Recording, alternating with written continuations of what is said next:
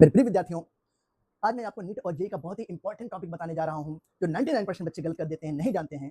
किसी भी covalent molecule या कोवेलेंट स्पीशीज में नंबर ऑफ कोवेलेंट बॉन्ड निकालने के लिए, अगर नंबर ऑफ कोवेलेंट बॉन्ड निकालने का फॉर्मूला देखें, तो ये फॉर्मूला लिखा है हमने कि number of electrons according to the octet rule present या should be in that molecule minus total number of electrons actually present in that molecule और स्पीशीज डिवाइडेड बाय 2।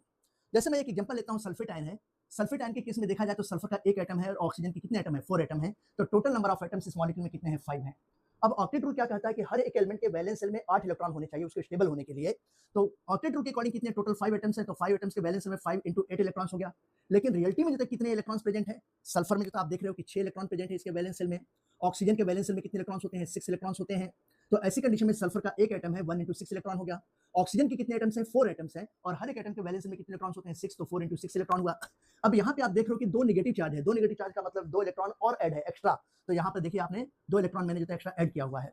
अब अगर इन सबको टोटल देखा जाए तो 40 इलेक्ट्रॉन हो गया, 1 into 6 6 इलेक्ट्रॉन हो गया, 4 into 6 24 इलेक्ट्रॉन हो गया, प्लस 2 इलेक्ट्रॉन हो गया। अगर इनको ऐड किया जाए तो 40 electron minus 32 electron divided by 2 करेंगे तो 8 इलेक्ट्रॉन्स डिवाइडेड बाय 2। 8 इलेक्ट्रॉन्स को अगर मैं 2 से डिवाइड कर देता हूं तो कितना है? 4 है। यानी कि total number of covalent bond sulphate ion में कितने प्रेजेंट है? 4। आइए स्ट्रक्चर से देख लेते हैं।